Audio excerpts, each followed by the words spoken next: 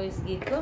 और ये निर्गुण है। निर्गुण मतलब दो अर्थी होता है, इस संसार का और भगवान के ऊपर का संसार का, उस संसार का।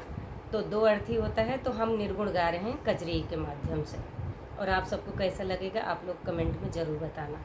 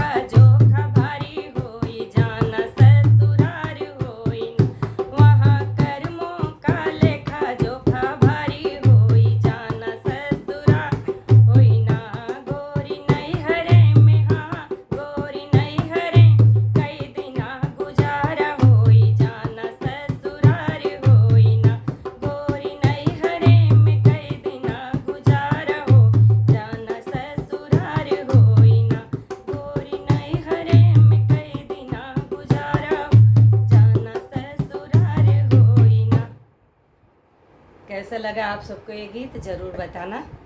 और